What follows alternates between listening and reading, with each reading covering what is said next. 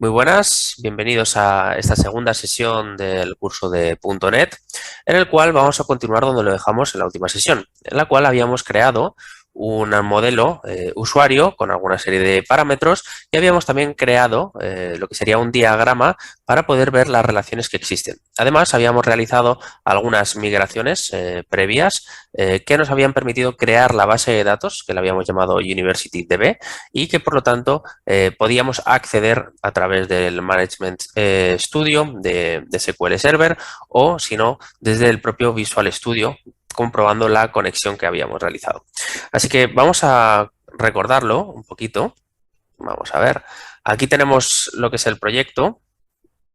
Tenemos nuestro usuario, tenemos obviamente nuestro context. Recordemos que el contexto básicamente va a ser lo que nos va a permitir a nosotros trabajar con la base de datos y por lo tanto con los diferentes modelos que tenemos. Y teníamos dentro de nuestro DB-Context un bloque que será nuestra tabla de usuarios con un tipo de dato que es user, que va a tener email, ID, nombre, contraseña y además una serie de campos que van a ser genéricos y que van a ser, digamos, pertenecientes a todas las tablas de nuestra base de datos. Si nos fijamos dentro de modelos, dentro de Data Models, tendríamos el Base Entity, recordemos, que nos permitía decir que teníamos una clave única y después tendríamos una serie de parámetros orientados sobre todo a fechas para saber cuándo se ha creado, actualizado o borrado cada una de las tuplas de nuestra tabla.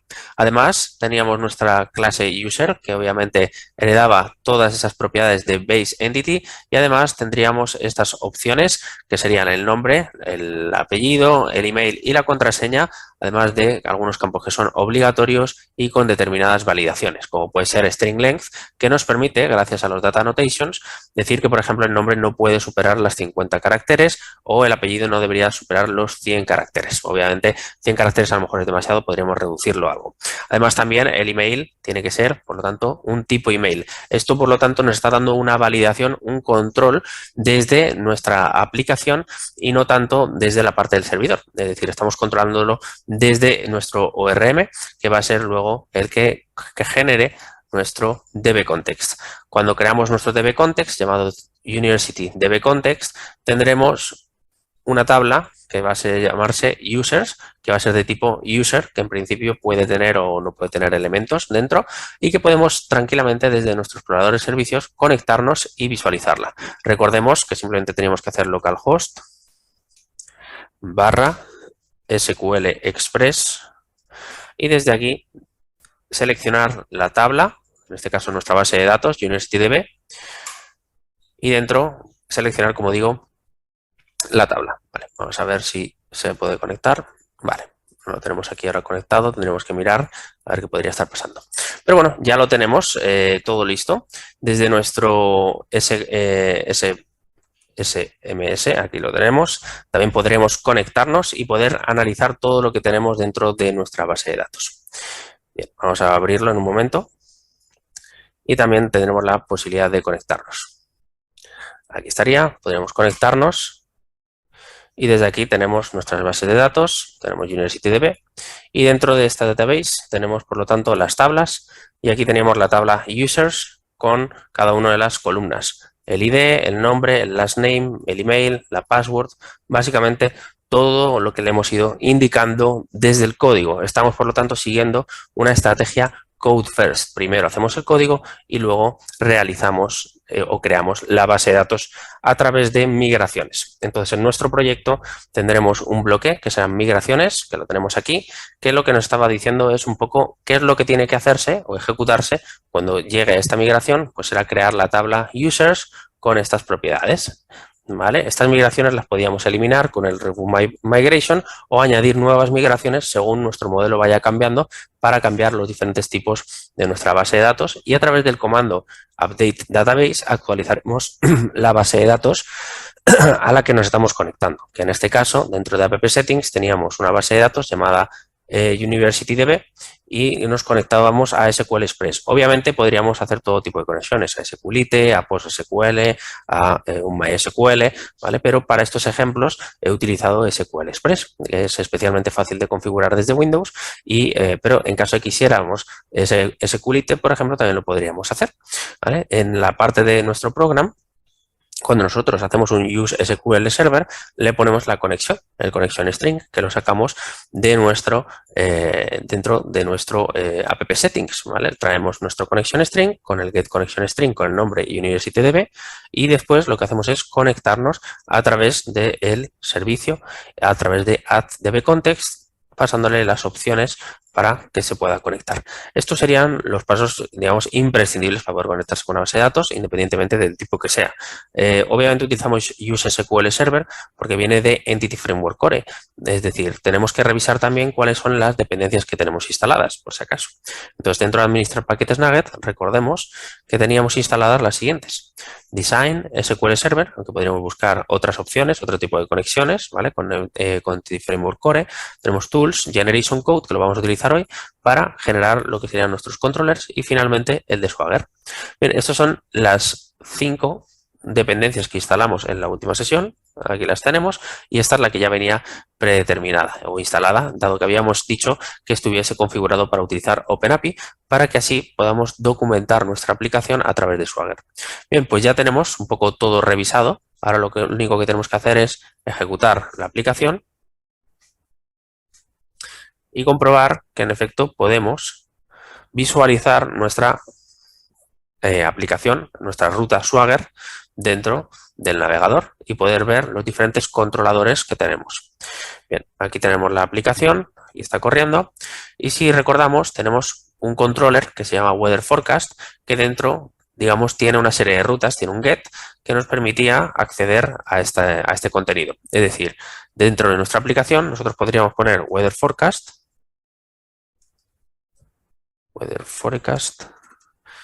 acceder y obtener un JSON de respuesta. Bien, esto viene obviamente documentado desde Swagger y en cualquier momento nosotros podemos darle a try out, que sería algo así como realizar un get a esa ruta, a ese endpoint, y podemos por lo tanto ejecutarlo. Y aquí tenemos la ejecución a donde está atacando, en este caso al 7190, que es donde se está lanzando la aplicación por defecto. Ahora veremos dónde viene este parámetro. Y esta es la respuesta, que además nos devuelve un 200 y algunas cabeceras.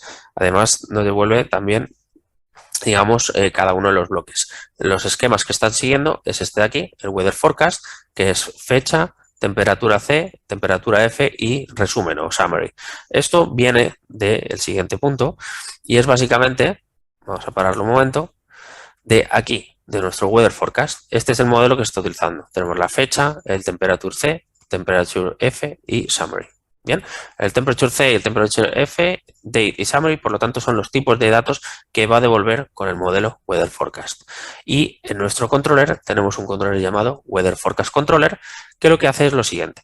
Primero, tiene una etiqueta muy importante llamada API Controller, que lo que básicamente nos está diciendo es que se trata de un controlador que va a gestionar determinadas rutas. Es decir, este controller es un controller base que, por lo tanto, va a tener una ruta asociada llamada controller.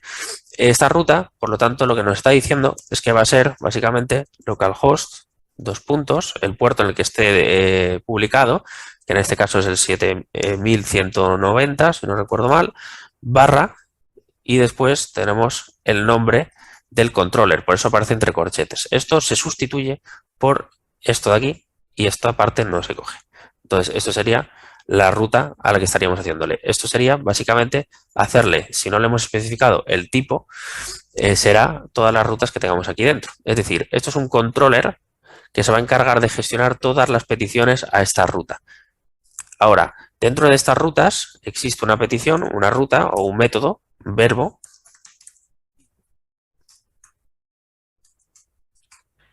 de tipo get.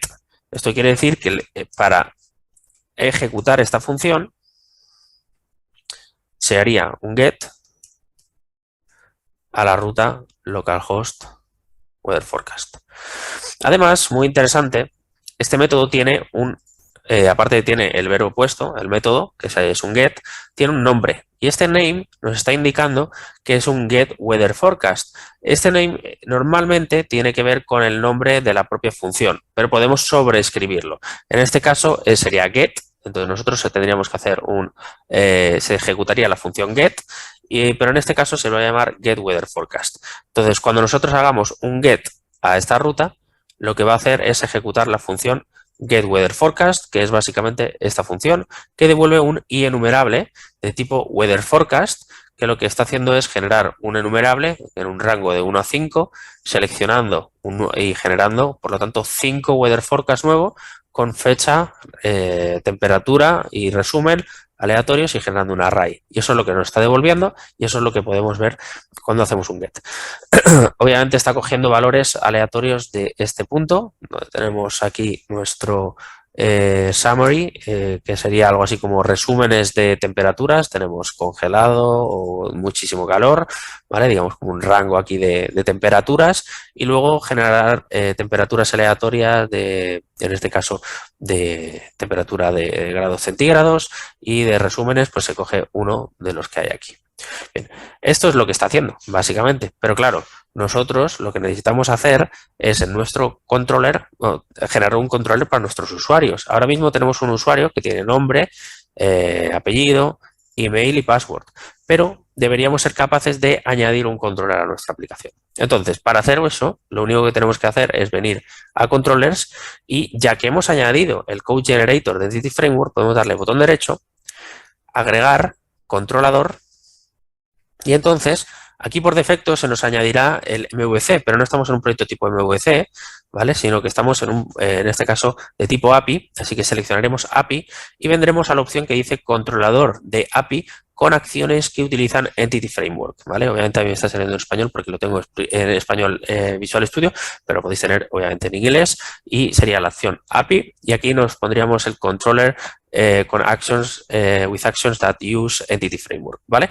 Seleccionamos esta opción y esto lo que va a hacer a continuación es preguntarnos cuál es la clase de modelo. En este caso tendríamos que escoger el modelo user, que lo tenemos aquí dentro de Data Models, y la clase de contexto, es decir, cuál es nuestro DBContext. Entonces tendremos que seleccionarlo y obviamente solo tenemos uno, que es University DBContext. Además, muy importante, el nombre tiene que ser el que nos diga por defecto, en general, que será el nombre de la clase con una S al final para hacer el plural y luego controller, porque esto es lo que luego va a utilizar también Swagger para documentar nuestra aplicación, y por lo tanto va a buscar todos aquellos que tengan la palabra controller al final. Entonces siempre acordémonos de que todos los controllers tendrán controller en el nombre, y que siempre será sobre el plural de la clase en general por defecto. Esto sería una recomendación. Por lo tanto, es el controlador de la tabla de usuarios. Eso es lo que nos está queriendo decir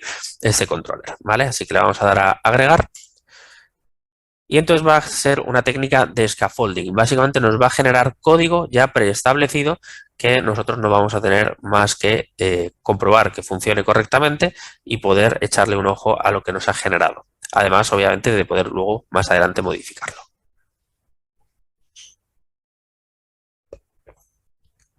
Bien, este proceso puede tardar un poquito, en general no es especialmente lento, pero sí que puede tardar un poquillo dependiendo del equipo que tengáis, ¿de acuerdo? A mí yo ya lo tengo, y esto es lo que nos ha generado, el Users Controller. Bien, entonces tenemos, por lo tanto, que nuestra ruta, nuestro controller, nuestro Users Controller va a ser a partir de API /controller. Esto quiere decir, por lo tanto, que las rutas básicamente va a ser localhost, igual que teníamos nuestro weather forecast, aquí lo teníamos, ¿vale? Básicamente la ruta va a ser muy parecida. Vamos a cerrar esto, vamos a cerrar esto. Va a ser la ruta localhost, pero aquí va a ser API / y aquí dentro va a utilizar el nombre del controller, y el nombre del controller no incluye la palabra controller, sino que es simplemente users. Así que será users. Es decir, son todas las peticiones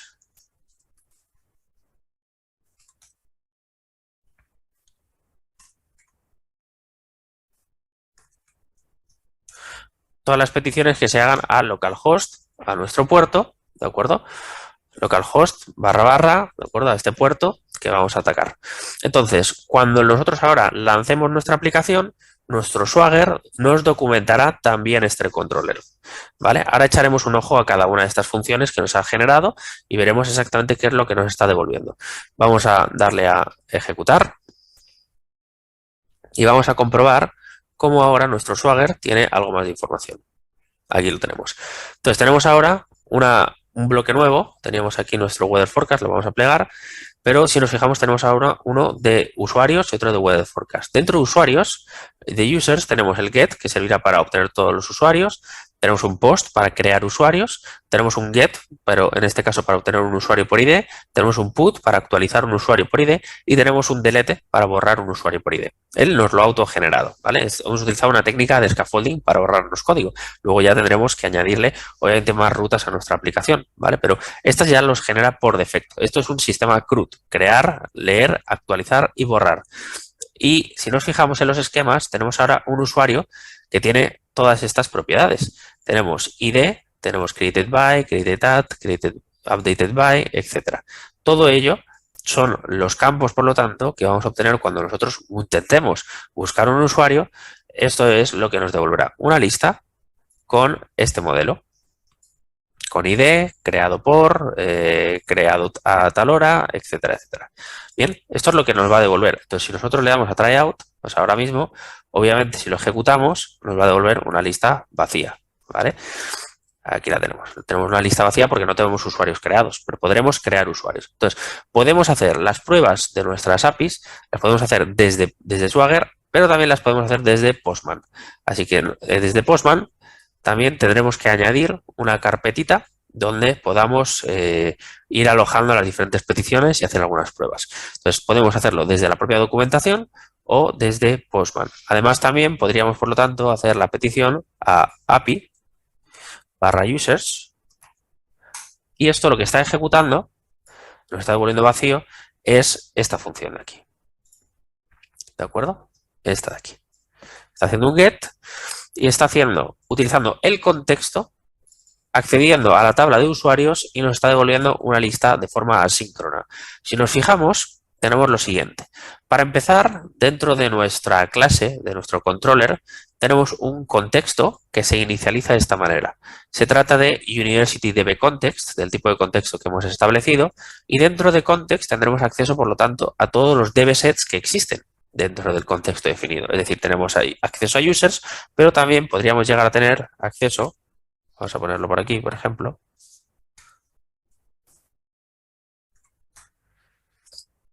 si tuviésemos otras opciones, tendremos users, pero si tuviésemos, por ejemplo, cursos, pues tendremos acceso a los cursos, podemos actualizar y gestionar, por lo tanto, las diferentes tablas que están asociadas a ese contexto de base de datos, ¿vale?, de nuestra aplicación.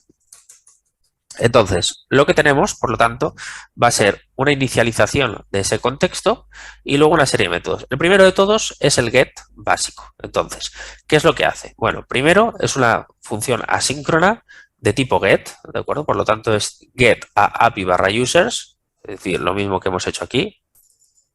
Aquí lo tenemos. Vamos a ponerle esto en sí, así lo tenemos muchísimo mejor documentado. Incluso podemos acceder al enlace directamente. Vamos a hacer una cosa también, y ya que estamos, lo vamos a poner aquí, así. Y ya lo tenemos documentado, así que en cualquier momento podemos pinchar con el control y navegar directamente. Entonces tenemos el get a esta ruta y lo que nos va a devolver, por lo tanto, de forma asíncrona, es decir, esperamos a que esté listo y entonces lo devolvemos, la lista de usuarios. Muy bien. También tenemos el get de tipo por ID, es decir, nosotros tenemos un task con una action result, que serían bueno, esto lo tendremos que comentar un poquito más adelante, ¿vale? Pero si nos fijamos, el task y action result lo que devuelve, aquí en este caso es una tarea asíncrona, ¿de acuerdo?, que nos va a devolver un action result, es decir, un resultado único con un tipo de dato, que es un i enumerable, es decir, una lista de tipo usuario. Por otro lado, el getUser es lo mismo, pero en vez de ser un i enumerable es un tipo usuario y ya está. Y luego lo que hace es, primero, hacemos una búsqueda del elemento dentro de la tabla. Por lo tanto, para encontrar un elemento tenemos un context.users a la tabla de usuarios, al set, básicamente usuarios, y dentro le hacemos un find async, es decir, buscamos por qué, en este caso por ID. Por lo tanto, esto nos devolverá find async, si nos ponemos encima, nos devuelve o busca una entidad con una primary key, ¿vale? En este caso hay que pasarle una primary key, una clave primaria. Y esta entidad, pues en este caso nos devuelve, por lo tanto, un objeto, un elemento, que en principio, si no está null, lo devuelve. Pero si está null, es decir, no lo ha encontrado, entonces devuelve un not found. Y un not found básicamente es ya una respuesta preestablecida de .NET que nos permite devolver un 404, como lo podemos ver aquí, que es básicamente, en este caso, un action result, ¿de acuerdo? Un action result puede ser o un objeto o una contestación preestablecida con en este caso, un status code de tipo 400. Bien, por otro lado, tendríamos el actualizar y también tendríamos el post, que sería el crear. Vamos a centrarnos primero en el crear, porque vamos a crear un usuario dentro de nuestra base de datos a través ya sea de Postman o también desde Swagger. Entonces, vamos a centrarnos en la parte de post. Bien, por lo tanto, esto sería un post a esta ruta y lo que va a hacer es, bien, en este caso va a ser un post a API users, es decir, es la misma ruta, lo que pasa es que el método ahora es distinto. Por lo tanto, si hago un get, me devuelve todos los usuarios. Si hago un get y le paso un ID, como se puede ver aquí, esto se recibe por parámetros dentro de la función. Mientras que si hago un post, lo que recibo es un post y dentro, en el cuerpo del post, recibo un usuario. Es decir, genero un nuevo usuario. Bien, además tenemos la función, por lo tanto, add. Add sirve para añadir a nuestro, en este caso, a nuestro set de usuarios, un nuevo usuario. El usuario que en este caso viene por post, es decir, dentro del body de nuestra petición. Y lo que hacemos es una espera activa, esperamos, hacemos una sync await para que el contexto pueda guardar los cambios de forma síncrona, es decir, que se persistan los cambios en la base de datos. Una vez se han persistido, entonces lo que se hace es created add action, es decir, se devuelve un tipo created add action que básicamente es un tipo ya predeterminado, que es un 201, y se llama al método, en este caso getUser, que si nos vamos un poquito más arriba, veremos que se trata de este método de aquí. Por lo tanto, cuando nosotros creamos un usuario, lo que ocurre es que se guarda en la base de datos y una vez guardada, entonces se llama internamente a otra función que es getUser, pasándole el ID del usuario y el usuario. De manera que aquí, cuando nosotros vamos a getUser, lo que le estamos pasando aquí va a ser el usuario que tiene que devolver. Por lo tanto, básicamente nos devolverá el usuario recién creado. Bien, vamos a probarlo. Entonces ahora mismo tenemos la aplicación levantada, podemos ir a nuestro Swagger, aquí está, y desde aquí tenemos acceso a post. Este ya lo hemos probado, vamos a hacer un post. Entonces aquí tendríamos que rellenar los parámetros que tenemos aquí listos. Vamos a, por ejemplo, a coger esta fecha mismamente, aunque creo que ya tenemos algunas fechas predeterminadas por defecto y algunas son opcionales, así que no debería haber problema. Vamos a darle a try out y lo que tenemos que hacer es en este caso ejecutarlo. Bueno, en este caso el ID va a ser el 0, lo podemos cambiar por ejemplo por el ID 1, en caso que quisiéramos, vamos a dejarlo en el 0 por ejemplo. Voy a poner el creado por Martín, ¿vale? Por ejemplo. El isDeleted vamos a ponerlo a false por defecto, obviamente no está borrado. Esto habría que comprobar el modelo para ver por qué me está viniendo un valor a true. Luego el name le vamos a poner Martín. Vamos a ponerle last name San José.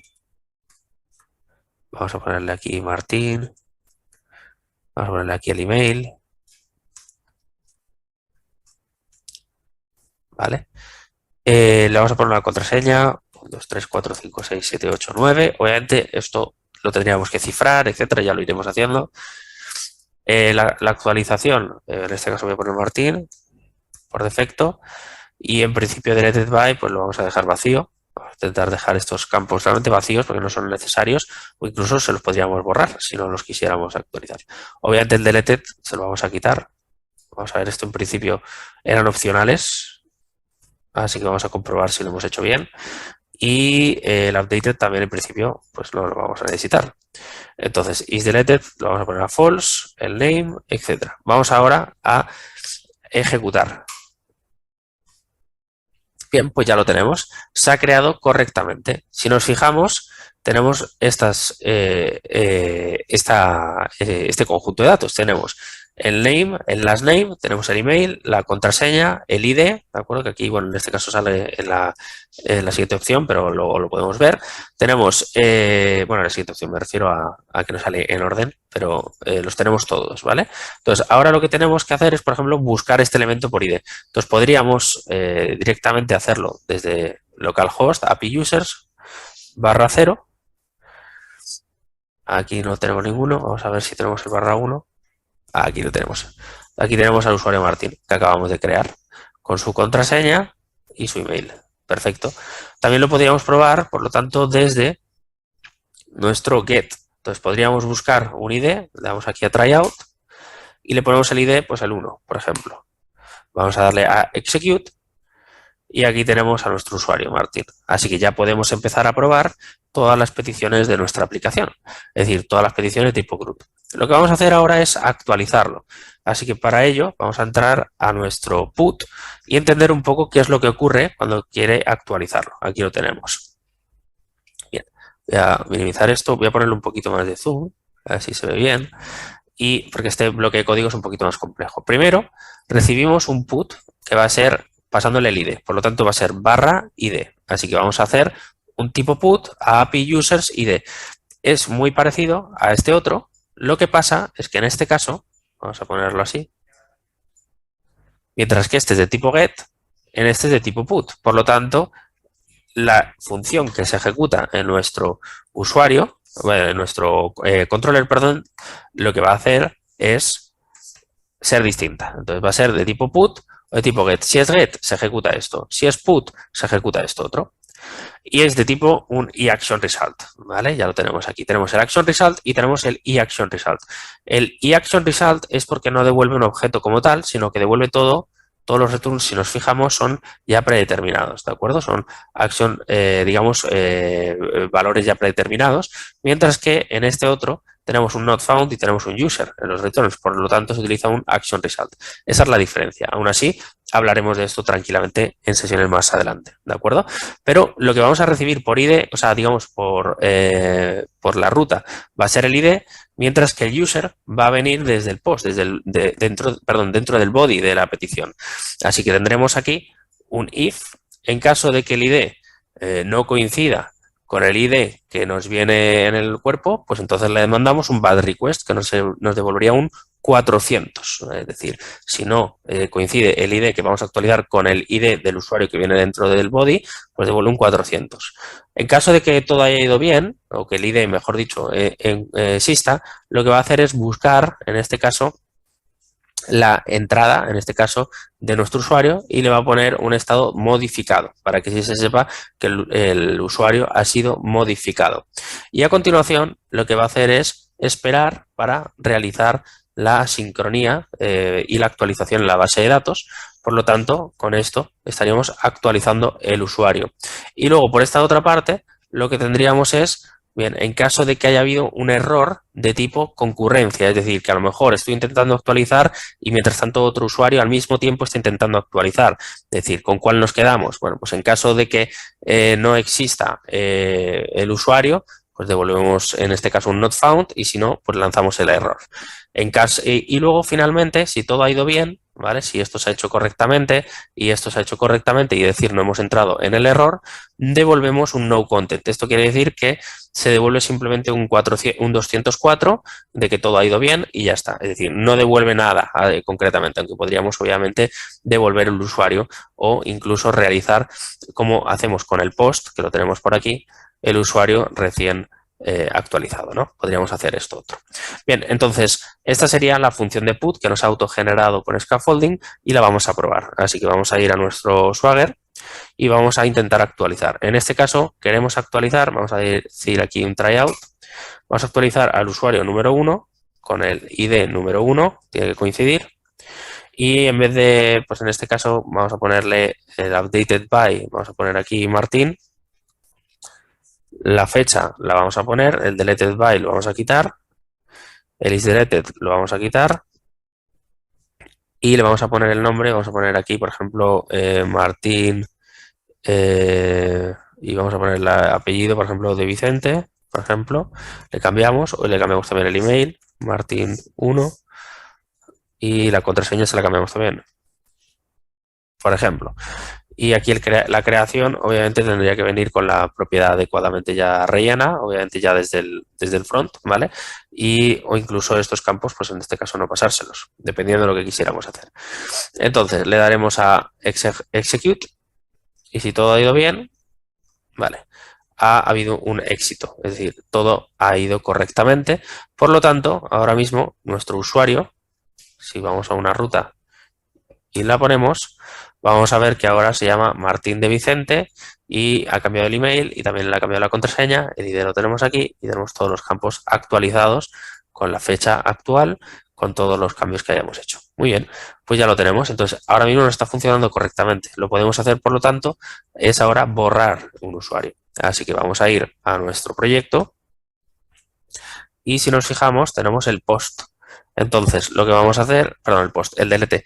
Y el delete lo que va a hacer es, bien, primero vamos a buscar por ID, así que buscamos por ID, que recibimos el ID por parámetro, así que esto va a ser a la ruta, esta misma de aquí, pero en este caso, pues dándole, por ejemplo, el 1, haciéndole un tipo delete, es decir, una petición de tipo delete, y en caso de que el usuario no exista, devolvemos un not found. Si existe, lo eliminamos con remove, guardamos los cambios y no devolvemos nada. Es decir, vale, pues se ha borrado, ya está, sin más. Si no, nos devolvieron not found. Por otro lado, tenemos aquí una función que es el userExist, que es la que se utiliza aquí dentro del put, este de aquí, que nos permite saber si un usuario existe o no. Entonces se coge del contexto todos los usuarios, busca cualquier elemento cuyo, esto será realmente user, si lo queremos cambiar, ¿de acuerdo? O entidad, cuyo ID sea igual al ID. Entonces, esto realmente lo que nos está diciendo es, bueno, pues vamos a saber si existe el usuario o no existe dentro de nuestro contexto. Muy bien, lo que vamos a hacer ahora, por lo tanto, va a ser probar a nuestro borrado. Vamos a borrar al usuario número 1, que es Martín, para que ya deje de existir. Pondremos el 1, le daremos a execute y si todo ha ido bien, nos devuelve un 204, aquí estaría, que todo ha ido correctamente, así que en principio el usuario ya no existe. Podemos venir aquí, a abrir una nueva ruta, veremos que este usuario ahora ya not found, nos devuelve un 404, porque cuando hacemos un get de tipo ID, ahí está, cuando buscamos por ID, si el usuario no existe, nos devuelve un not found, que sería esto de aquí. Not found y en este caso una ruta y el tipo. Bien, pues ya lo tenemos. Además, lo que vamos a hacer también es, por ejemplo, listar todos los usuarios y vamos a ver cómo ahora de nuevo la lista estaría vacía. Bien, estas pruebas las hemos hecho todas sobre Swagger. Ahora vamos a ver cómo las podemos hacer desde Postman y dejarlas documentadas. Vamos a abrir nuestra herramienta de Postman. Os recomiendo, como siempre, que tengamos nuestro usuario conectado, es decir, que hagamos un login para poder luego traernos todas las colecciones de peticiones y demás que hayamos hecho en otros entornos y poder compartirlos. Vamos a darle a colecciones, vamos a darle a la casita, bueno, a la carpeta que tenemos aquí con un más y vamos a crear una colección. Le vamos a llamar, por ejemplo, .NET 6 University App. ¿De acuerdo? Entonces aquí lo que vamos a hacer son requests, peticiones, básicamente, para la universidad que estamos creando.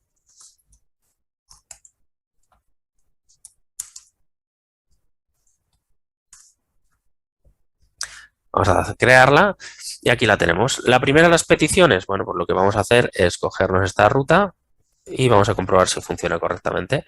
Por lo tanto, tenemos que elegir aquí el método. En este caso quiero hacer un get, así que le damos aquí a get, pegamos la ruta, le damos a control S para guardar y le ponemos un nombre. Le vamos a poner get all users. Lo vamos a guardar dentro de la colección de University App y aquí vamos a poner un pequeño comentario. ¿vale? Que nos traiga todos los usuarios de la base de datos. Le daremos aquí a Save y ya lo tenemos guardado, de manera que ahora cuando despleguemos esto tenemos el getAllUsers. Muy bien, entonces ahora lo único que tenemos que hacer es hacer el envío. Vamos, por lo tanto, a darle a Send y aquí lo tenemos. Ahora mismo estaría vacío. Muy bien, pues esto ya estaría. Ahora lo que vamos a hacer es duplicar esta misma. Vamos a duplicarla y le vamos a renombrar. Así que vamos a darle a Edit y vamos a poner getUserById. Y vamos a poner getAuser by its ID, por su ID, ¿vale? Ya la tenemos. Entonces tenemos ahora getAllUsers y getAllUserById. El getAllUserById ahora lo que requiere es que se le pase un campo que va a ser el ID. Así que en este caso va a ser /1. Vamos a guardar. Y cuando le demos a Send, en principio nos dirá que no existe, no se haga. Obviamente no se encuentra porque nuestra lista de usuarios está vacía. Entonces ahora lo que vamos a hacer es duplicar esta otra vez. Y en este caso, lo podemos mover aquí abajo, le vamos a renombrar y vamos a ponerle aquí Create User. ¿Vale? Vamos a crear New User. Vamos a crear un nuevo usuario. Esta herramienta de Postman es una herramienta, como digo, si en caso que no la hayas instalado nunca, es muy sencilla. Simplemente vas a la web oficial de Postman, la instalas y ya básicamente con nada puedes empezar a hacer peticiones a todas tus aplicaciones de back. Así que vamos a hacer un create new user que en este caso no va a ser de tipo get, sino que tiene que ser de tipo post. Así que dentro del post vamos a guardar lo que espera en el body, va a ser en este caso un raw de tipo JSON, así es como lo vamos a establecer.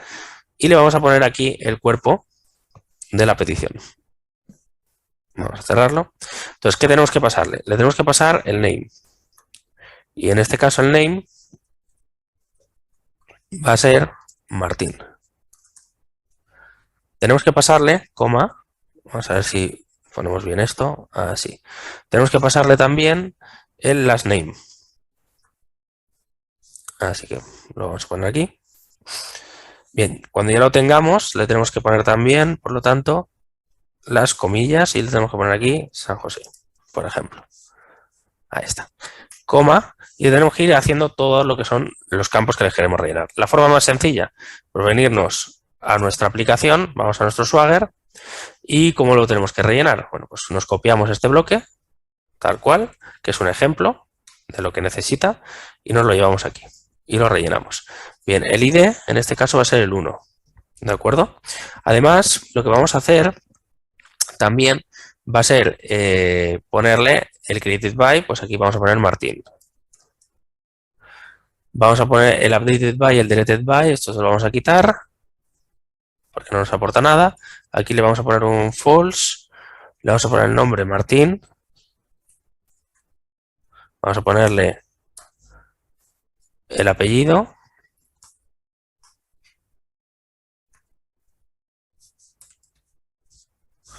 vamos a ponerle el email,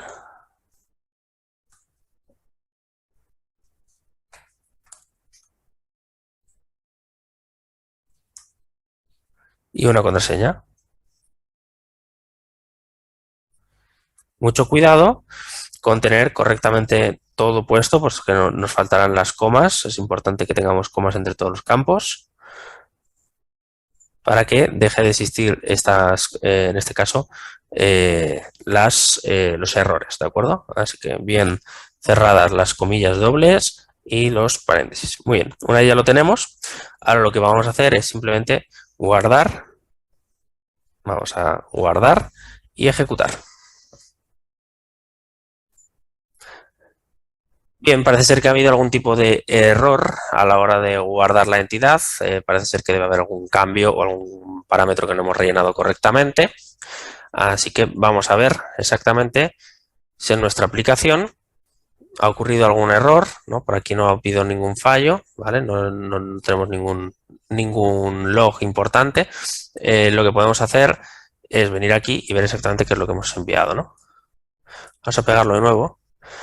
Vamos a hacer con estos ejemplos. Vamos a poner aquí que sea el 1. Sin rellenar demasiado. Vamos a darle un send. Vale. En este caso no se puede insertar un valor explícito en la columna de entidad de table, ¿vale? Bueno, en este caso vamos a ponerlo de esta manera, vamos a ver, tenemos un raw, vale, entonces en este caso sería de tipo JSON, ¿vale? En principio debería valer. ¿Vale? Otra manera que podríamos hacer es también, si lo tenemos configurado correctamente, mandarlo como form URL encoded para poder poner clave, por ejemplo, name, y después aquí Martín con su valor, de manera que podamos establecer esa propiedad. Bien, entonces, desde nuestro Postman vamos también, por lo tanto, a poder enviar, digamos, parámetros para que estos sean leídos desde nuestra aplicación y guardados. De la misma manera, por lo tanto, que podemos hacerlo desde Swagger. Muy bien, personalmente, ¿qué recomendaría yo? Bueno, recomendaría utilizar Swagger, ¿vale? Porque ya nos viene con los ejemplos concretos y el tipo de contenido que se necesita. En este caso, queremos text plain o application JSON, dependiendo de lo que queramos poner, ¿vale? Entonces, dependiendo de lo que queramos hacer, vamos a darle aquí a application JSON, que es lo que vamos a mandar. El post, en principio, con esta misma propiedad, debería funcionar correctamente. Aquí lo tenemos y se ha guardado correctamente. Obviamente el name es string, ¿no? Que son valores por defecto, ¿vale? Pero ya lo tenemos. Entonces, esta misma lógica para hacer dentro del request, pasarle el application JSON, también debería funcionarnos correctamente. Muy bien, pues desde aquí nosotros, por lo tanto, podemos sin ningún problema realizar todas las operaciones que necesitamos. Bien, lo que vamos a hacer ahora va a ser generar un nuevo modelo. Es decir, vamos a intentar hacer básicamente una nueva solución que amplíe nuestro modelo y que, por ejemplo, los usuarios estén asociados, por ejemplo, a un curso que podamos tener. Bien, entonces, vamos a hacer lo siguiente. Vamos a ir a nuestro proyecto. Vamos aquí a tenerlo aquí abierto. Vamos a pararlo. Y vamos a hacer un poco todo el proceso que tendríamos que hacer cada vez que queramos ampliar nuestro modelo o añadir, obviamente, nuestro propio controlador para este. Bien, vamos, por lo tanto, dentro de Data Models a crear una nueva clase, nuevo elemento, elegiremos en este caso clase y vamos a ponerle, tenemos user, pues vamos a llamarle course, que será nuestro curso y también, bueno, en este caso tendremos cursos y los cursos en principio tendrán una lista de usuarios y estos usuarios estarán asociados, por lo tanto, a un determinado elemento que será un curso concreto, es decir, tenemos cursos que tienen grupos de alumnos o usuarios y esos usuarios pueden estar en varios cursos. Por lo tanto, las relaciones ahí vamos a tener que trabajarlas como un N a N, ¿vale? Así que vamos a realizar lo siguiente. Muy bien, vamos a plantear lo que sigue. Vamos a hacer lo siguiente, vamos a plantear primero un curso. Entonces, igual que tenemos usuario que hereda de Base Entity, vamos a hacer lo mismo con nuestro curso. Ahí está. Entonces, ahora mismo vamos a tener la siguiente implicación. Vamos a tener ya una Base Entity que nos va a dar el ID, el created by, el created at, el updated by, el updated at. Digamos, todos estos campos ya nos los va a dar la propia Base Entity y tenemos que pensar un poco en los campos que va a tener en principio un curso. Un curso obviamente va a tener, por lo tanto, un public name, ¿vale? Vamos a tener que hacer un string name. En principio le tenemos que ponerle esta propiedad, ¿vale? Obviamente vamos a ponerle aquí un string.empty, ¿vale? Digamos por defecto. Vamos a ponerle también, en este caso, una descripción. Y vamos a hacer lo siguiente, vamos a ponerle también por ejemplo, un nivel, ¿vale? Entonces, vamos a poner aquí que va a tener un public enum y va a ser un level. Entonces, dependiendo del nivel, pues puede ser básico, vamos a poner easy, ¿vale? Sencillo, medio, bueno, vamos a ponerle, sí, medium, vamos a poner hard y vamos a poner expert. O podemos ponerle basic, mejor. Medium, vamos a poner aquí advanced y expert. Eso van a ser los niveles. Entonces, vamos por lo tanto a tener obviamente un nivel asociado. Así que vamos a hacer aquí un public. Vamos a poner level, que va a ser el nivel. Y en principio le vamos a poner por defecto el nivel básico. ¿De acuerdo? Él nos lo va autocompletando todo. Importante, todos estos campos tienen que ser obligatorios. ¿Vale? Estos campos queremos que sean required. Cuando nos sale en rojito es porque básicamente no hemos incorporado la opción, como ya lo teníamos aquí, de Data Annotations. Nos la podemos llevar a nuestro curso. Muy bien, ya lo tenemos. Y guardamos. Bien, la descripción, por lo tanto, también va a ser importante. Y lo que vamos a hacer, ya que estamos, va a ser ponerle aquí un string length, por ejemplo, de que el nombre no sea superior a 50, por ejemplo, y que la descripción, vamos a poner una descripción corta, que va a ser en principio con string length, por ejemplo, de 280 caracteres, y luego vamos a tener otra, una descripción general, vamos a copiarnos esto tal cual, que no va a tener un límite en principio de tamaño. Vamos a poner una descripción abierta para que sea tan larga como queramos. Entonces el curso va a tener un nivel, va a tener también esto y también debería tener una categoría.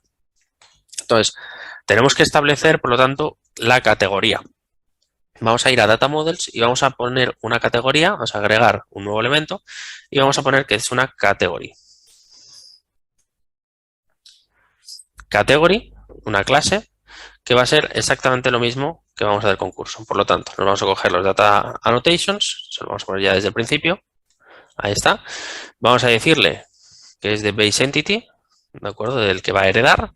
Y le vamos a especificar. Bueno, en este caso, la categoría pues puede ser, en principio, va a tener un nombre. Así que vamos a ponerle aquí un name. Vamos a ponerle tipo required. Vamos a ponerle un public string name. Vamos a ponerle aquí un string empty. Y lo que vamos a hacer también va a ser empezar a asociar tanto el curso como la categoría. Después vamos a generar después el diagrama y luego hacemos las asociaciones y las dependencias que pueden haber entre digamos, las relaciones que puede haber entre las diferentes tablas.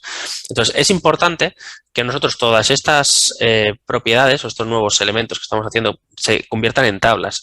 Entonces, dentro de nuestro DB-Context tenemos que también establecer ya no solo la de usuarios, sino también la de cursos.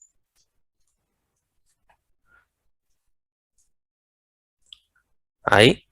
Y también tenemos que establecer la de categorías.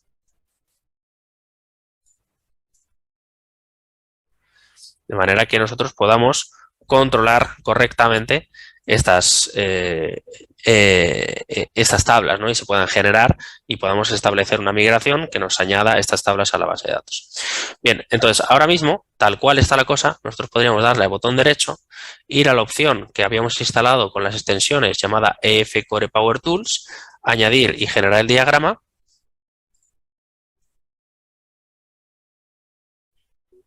Vamos a ver si lo podemos generar. Aquí estaría. Y tendríamos categorías, usuarios y cursos. Pero no tenemos las relaciones hechas. Entonces, tenemos que establecer ahora lo que serían las relaciones.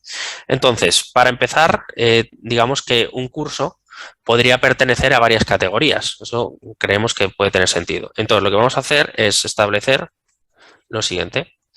Vamos a poner en required. También le podemos especificar el error message, como hemos podido ver. ¿De acuerdo? Se le puede especificar el mensaje de error si quisiéramos personalizarlo.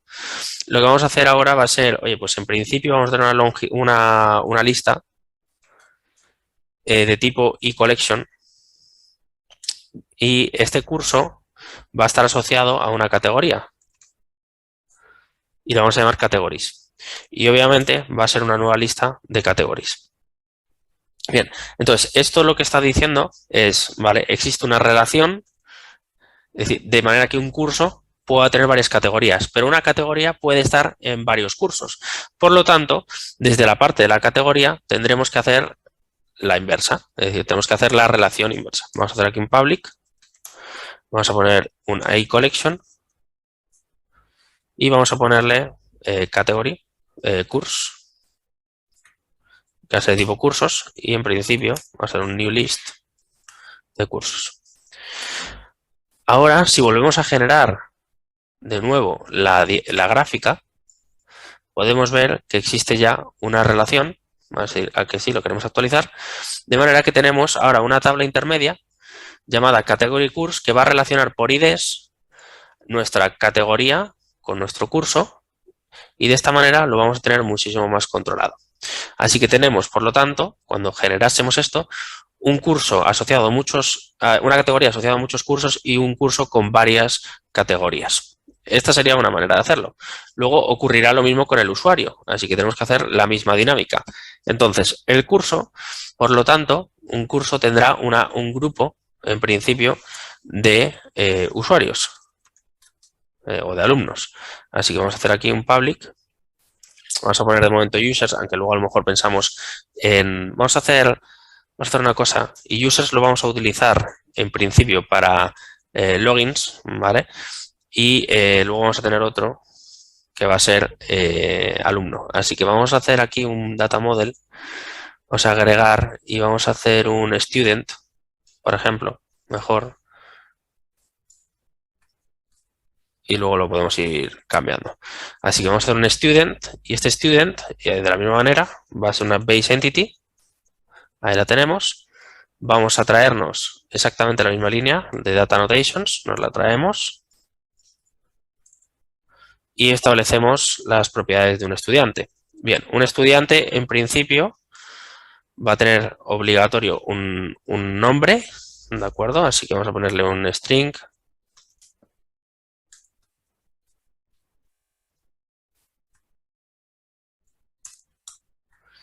Va a tener también en principio un email, en este caso un ID no hace falta porque ya lo tenemos, unos apellidos.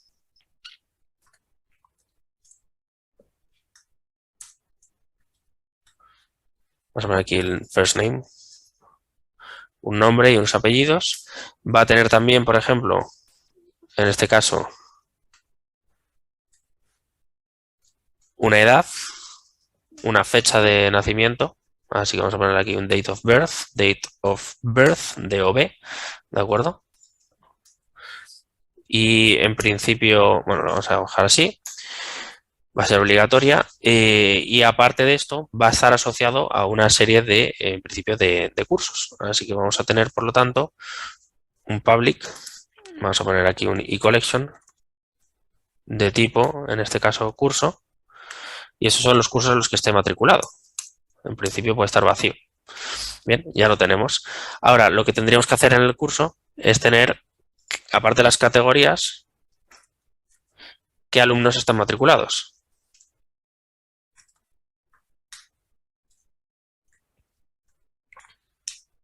Y este curso tendría una serie de estudiantes. También podríamos hacerlo por grupos, tener un grupo asociado a unos estudiantes y por lo tanto luego aquí tener una lista de grupos, que también podría ser viable. Ya le daremos una vuelta. Pero de momento ya nosotros podemos ir pensando que ahora mismo, si añadimos este diagrama y lo volvemos a generar, veremos cómo ahora empezamos a tener unas relaciones un poquito más avanzadas dentro de nuestro proyecto. Tenemos, por lo tanto, ahora mismo una categoría asociada a un curso y un curso con categorías o uno a muchos, ¿vale? Podemos tener relaciones amplias y las vamos a ir personalizando. Entonces, digamos que tenemos un curso con un estudiante y el curso debería estar creado por alguien, en principio. Entonces, el created by, debería ser un user. Entonces, ahora mismo, tal y como lo tenemos, nuestro created by, vamos a ver dónde lo tenemos, en el base entity, el created by y el updated by y el deleted by deberían ser aquí user, de tipo user. ¿Vale? Así que esto lo tendríamos que cambiar.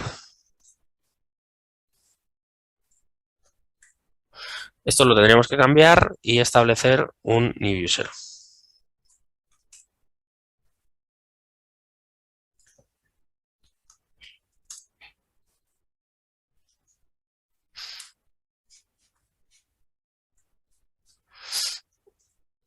Bien, y aquí también un new user. Entonces, cuando nosotros hacemos esto, lo que estaríamos diciendo ahora mismo, si nosotros intentáramos hacer de nuevo la gráfica,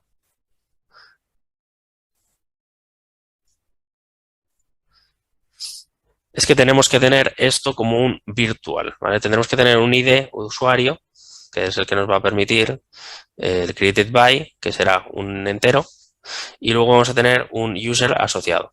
Vamos a volver a ver la gráfica, vamos a ver si nos la ha generado, ¿vale? Entonces, ahora mismo, nuestro created at, ¿vale?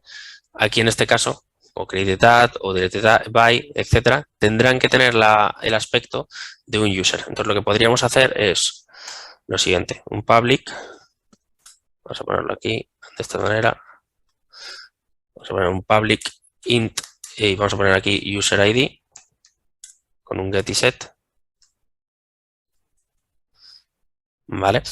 Y vamos a tener, por lo tanto, un public virtual user y aquí lo que vamos a tener es un created by que tiene que llamarse más o menos, vamos a ponerle create, user o creator le podemos llamar,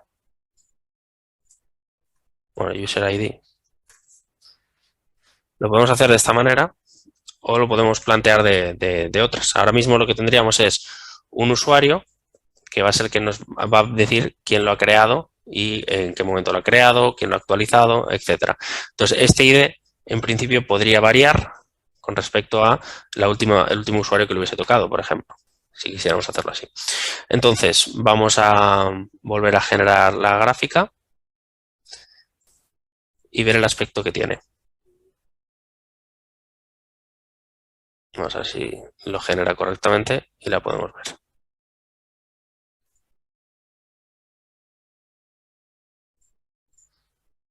Vamos a ver si no hay ningún error. Vale. Entonces, con esto, lo que estaremos haciendo, ahora mismo parece ser que nos está actualizando, tendremos que ver o repasar, ¿vale?, toda esta parte para así asegurarnos de que nuestros usuarios, o sea, digamos que nuestros modelos estén asociados en principio a usuarios que los hayan creado. Es decir, el estudiante será por un lado, mientras que el usuario pues serán usuarios en general de la base de datos, administradores que se encargarán de añadir, etcétera. El usuario luego podrá tener roles asociados, por ejemplo, ahora mismo no tenemos roles, pero podríamos tener un rol y esto nos va a permitir para todo lo que es el tema de registros y logins. Mientras que estudiantes tendrán acceso a un usuario y entonces ahí pues puede que un usuario esté vinculado a un estudiante, que también se podría hacer, y tener, por lo tanto, acceso a los diferentes cursos en los que está participando. Por otro lado, un curso también debería tener, de alguna manera, vamos a dejar esto un poco como estaba ahora mismo, para que nos siga funcionando correctamente. Vamos a dejarlo con un string de momento. Ahí está. Y lo que vamos a hacer es, un curso tendrá que tener también, en principio, un temario. Entonces, vamos a agregar una clase nueva, vamos a hacer un nuevo elemento y vamos a cambiarle, aquí le hemos llamado class, se me ha generado por defecto este nombre. Vamos a eliminarlo, vamos a volver a generarlo. Vale, ahí está. Y le vamos a llamar, por ejemplo, index. Entonces, el index básicamente va a ser, en principio, una base entity también.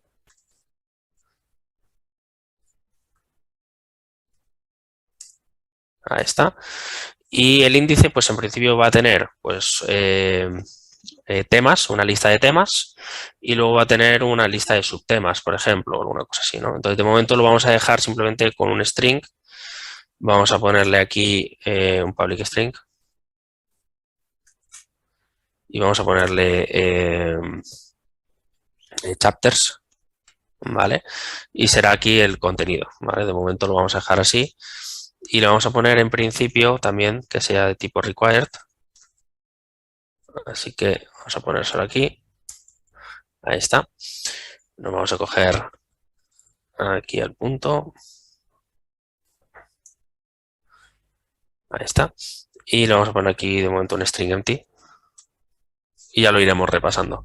Pero lo que quiero decir es que un curso tendrá asociado un índice y un índice estará asociado a un curso. Así que vamos a ponerle aquí que aparte de las categorías y los estudiantes, también va a tener un index.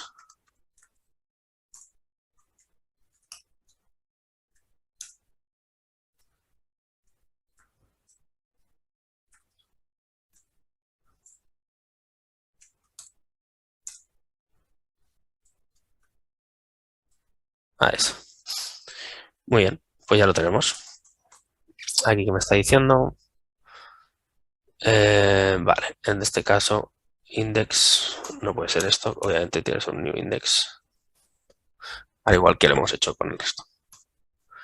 Bien, entonces, una vez ya lo tenemos, vamos a ver si ahora me genera o no el diagrama, pues tendremos que añadir el índice, ¿vale? Entonces, tendremos relaciones de 1 a 1, ¿vale? De manera que un índice va a pertenecer a un curso y un curso va a tener un índice únicamente. Vamos a tener relaciones de n a n y de 1 a n a lo largo del proyecto. Entonces, vamos a ir trabajando con todas estas lógicas y luego tendremos que generar los controles apropiados para cada una de estas tablas. Entonces, es importante, por lo tanto, que en el dbContext tengamos las propiedades adecuadas, los dbSets. Uno de los que nos falta ahora mismo sería el de index y el de students. Así que vamos a cogerlo. Y vamos a poner aquí students. Y esto se va a llamar students. Y vamos a poner index. Y vamos a poner aquí indexes. Bien. Aquí lo tenemos. Uy, perdón. Vamos a ponerlo justo con el de cursos y categorías. Para que más o menos estén relacionadas. Vamos a hacer un dbset. Y vamos a ponerlo de tipo index. Ahí está. Vale. Este index me está diciendo que es una dependencia ambigua. Claro, porque le hemos pues llamado index. Vamos a llamarle chapters. Vamos a ponerle aquí list, por ejemplo. Lista de chapters y ya está. Entonces a este lo vamos a renombrar en vez de index. Le vamos a cambiar el nombre y le vamos a llamar chapters. Vamos a llamarle chapter. Y un chapter, en principio, lo que va a tener, por lo tanto, o sea, digamos que tendrá una lista de chapters o lista de temas. O podemos plantearlo como en vez de index, bueno, habría que pensarle un nombre, ¿no? De momento lo vamos a llamar chapter. Entonces, aquí dentro vamos a llamar chapter y aquí se llamará chapters. Muy bien. Ya lo tenemos. Ahora lo que tenemos que hacer en el curso, pues en principio va a tener un chapter.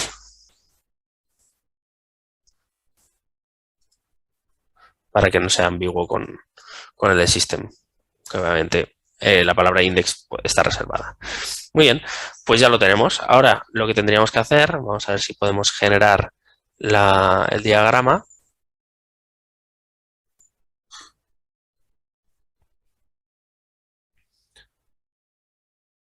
Vale, ahora sí, lo actualizamos y ya lo tenemos. Entonces tenemos a los usuarios que ahora mismo no están vinculados con nada, que tendremos que hacer la vinculación, como decía, con prácticamente todas las tablas. Y luego vamos a tener el curso, que va a estar asociado a un chapter, que lo podemos ver aquí en rojito. Es decir, un curso tiene un chapter, tiene una lista de categorías y tiene unos estudiantes.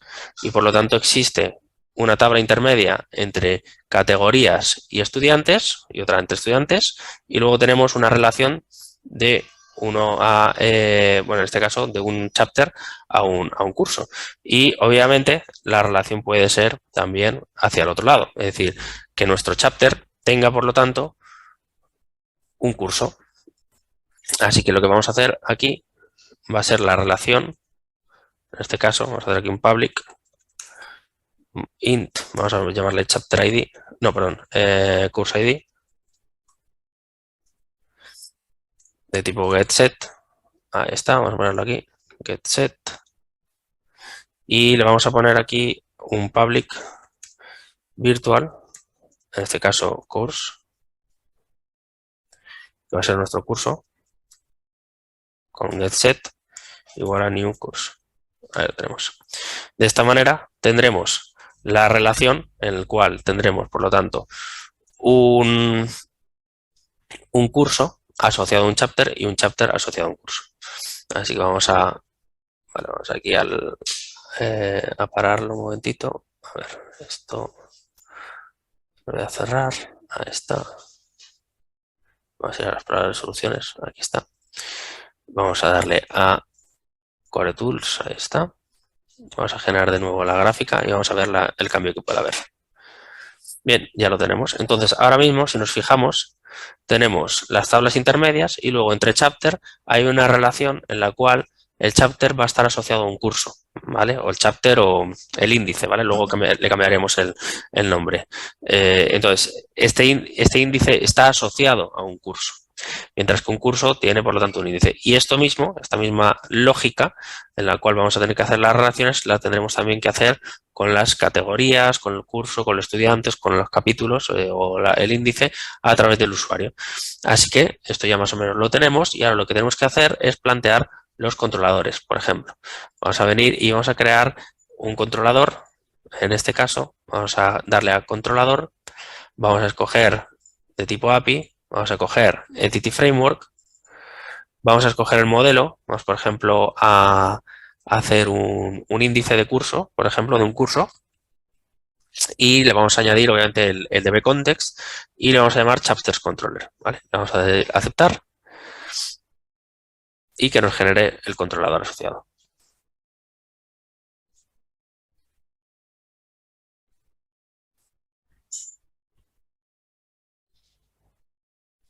Muy bien, ya lo tenemos, ya está listo. Entonces, ahora lo que tendríamos que hacer es, vamos a darle al play y vamos a comprobar qué es lo que ha registrado nuestro Swagger y ya más o menos lo tendremos listo para ir haciéndolo con todos. Tenemos los chapters, podemos obtener todos los chapters que existan en la universidad. Tenemos a crear un chapter, que en este caso le tendremos que pasar un curso, ¿vale? Y unas categorías. Vamos a tener que también poder obtener un chapter por ID y vamos también a poder actualizar un chapter. Muy bien, pues ya más o menos lo vamos teniendo. Tenemos la del chapter, tenemos la de users, tenemos la de weather forecast, que esta se la podríamos ir quitando. Y si nos fijamos ya tenemos los esquemas. Tenemos la categoría, tenemos el chapter, tenemos el curso y también tenemos el level, el nivel, que en este caso va a ser un array de 0, 1, 2 y 3, que son los valores, que son los niveles que tiene cada uno de los cursos, porque lo hemos hecho como un enumerado, ¿vale? Aquí lo tenemos. Aquí está, 1, 2 y 3 y 4. Muy bien, pues hasta aquí la sesión de hoy. Hemos realizado nuevos modelos para nuestra aplicación. Hemos entrado ya en los conceptos de relación que tendremos que ir desarrollando un poco más.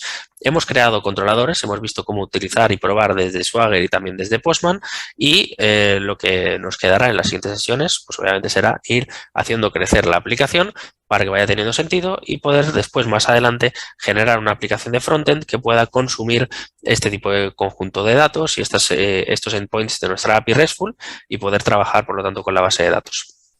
Además también de que tendremos que hacer un proceso de autenticación o de login para nuestro proyecto que nos genere, por ejemplo, con JWT, un proceso de autenticación seguro para que podamos proteger aquellas rutas que no queramos que sean consumidas sin tener una previa validación por nuestra parte. Hasta aquí, por lo tanto, la sesión de hoy. Espero que haya sido interesante y nos vemos en la próxima. Un saludo.